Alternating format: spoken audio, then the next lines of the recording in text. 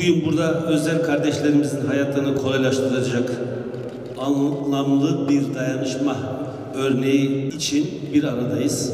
Bu vesileyle bize bu ortamı sağlayan Faginder üyesine çok teşekkür ediyorum. Malatya Büyükşehir Belediye Başkanı olduğumuz günden itibaren nasıl bir sorumluluk üstlendiğimizin bilincindeydik elbette. Allah'a hamdolsun. Cumhurbaşkanımızın liderliğinde, bakanlarımızın çok güçlü destekleriyle, buradaki valimiz, belediye başkanlarımız, kamu kurum kuruluşlarıyla birlikte el ele vererek, çok büyük bir sinerji oluşturarak Malatya'mızı küllerinden ayağa kaldırıyoruz. Geldiğimiz günlerde 1870 tane bir konutun bağımsız bölümünün ihalesi yapılmıştı. Şu anda bu 100 binleri aştı. Bize güvenin. Malatya kesinlikle eskisinden daha güzel olacak. Daha yaşanabilir, daha dirençli bir şehir olacak. Aynı zamanda yani engelsiz bir şehir olacak inşallah. Yaşam alanlarını kolaylaştıracak. Elbette ki bütün alanlarda, yaptığımız bütün binalarda, yaptığımız bütün yollarda engelleri aşacak şekilde bir yapı kuracağız. Bunun için bütün çabamız devam edecek. Tabii biz fiziki dönüşümün yanında birçok sosyal, kültürel faaliyetlerde de bulunuyoruz. Ayrıca vatandaşlarımızın rahat edebilmeleri için, herkesin kendi koşullarında rahatça yaşayabilmeleri için elimize gelen tüm gayreti gösteriyoruz. Engeller Koordinasyon Merkezimiz çok aktif bir şekilde hizmet veriyor. KPSS kurslarımız, sandalye bakım atölyemiz, engelsiz servis aracımız, engelsiz yaşam merkezimiz faaliyetlerini sürdürüyor. Ayrıca engelsiz yaşam merkezinin ikinci etabını da ihale ettik. İnşallah orada bitince engelli kardeşlerimiz için daha büyük yaşam alanları olmuş olacak. Tabii bununla da yetinmeyeceğiz elbette ki.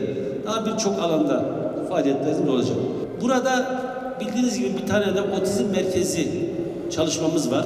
Biz Malatya'yı her yönüyle erişebilir ve yaşanabilir bir şehir haline getirmek için elimizden gelen bütün gayreti gösteriyoruz.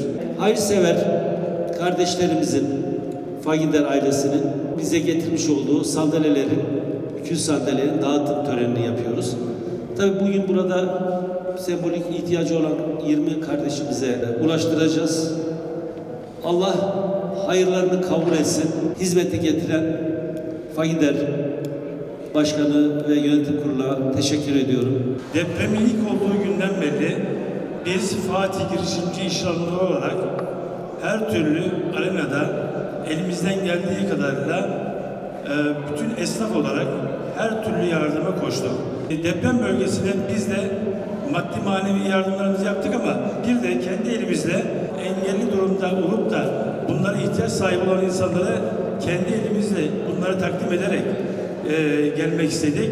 Fatih Girişimciler Derneği'nin bize katkıda bulunduğu tekerlekli sandalye dağıtımı, bu tekerlekli sandalyeleri takdir ederseniz bizim hayatlarımızda çok iyi yerlere dokunmakta. Bizim ayaklarımız, ellerimiz oluyor. Depremi en ağır yaşayanlardan biri de engelliler. Tabii bütün halkımız yaşadı ama engelliler sonuna kadar yaşadı.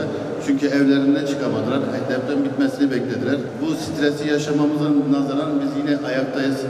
Kimden ayaktayız? Devletimizden ayaktayız. Belediye başkanlarımızla, kaymakamlarımız, valilerimizle hep birlikte biz bu gücü birlikte topladık, birlikte varız. Engeller Merkezimiz bize bütün imkanlarını sağlamak üzere seferber olmuş, başkanımız da destekçisi. Engelli araçlarımızın tamiri olsun, genel kurslarımız olsun, kurslarda moral ve motivasyonumuz olsun. Bunlar evet çok önemli. Bu anlamda bütün girişimcilere teşekkür ediyorum.